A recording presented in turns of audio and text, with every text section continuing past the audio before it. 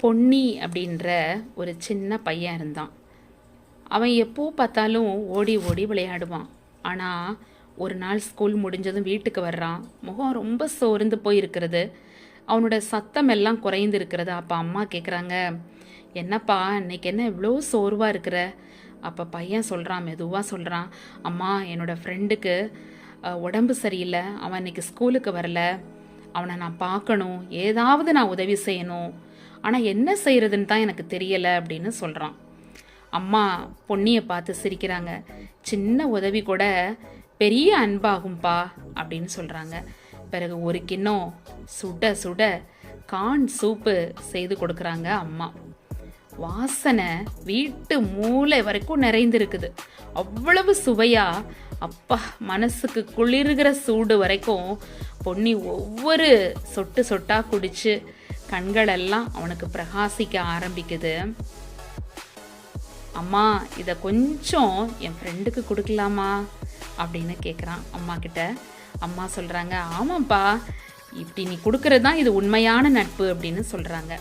அப்போ பொன்னி ஒரு சின்ன கிண்ணத்தில் சூப்பை ஊற்றி அதில் ஒரு சீட்டு போட்டு எழுதுகிறான். உடம்பு சீக்கிரம் நல்லாகணும், நான் உன்னை மிஸ் பண்ணுறேன் அப்படின்னு சொல்லி இந்த 2 சென்டென்ஸில் எழுதுகிறாங்க. அவன் வீட்டுக்கு போயிட்டு அவன் கதவை தட்டுறான்.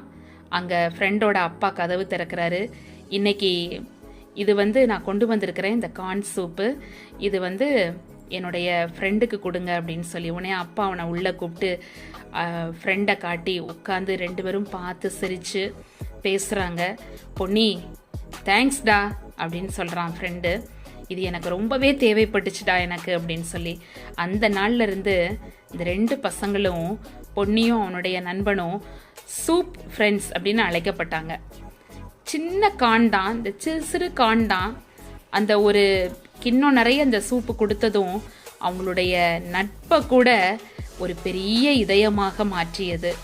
ஒரு சின்ன கருத்து தான், சின்ன நம்ம நினைக்கலாம் ஒரு சூப்பு தானே, இது இவ்வளோ பெரிய காரியத்தை பண்ணியிருக்குது பாருங்களேன். சின்ன உதவி பெரிய அன்பு, சிறு அக்கறை பெரிய நலன், சிறு செயல்தான் ஆனால் ஒருவருடைய நாளையே மாற்றிடுதுங்க.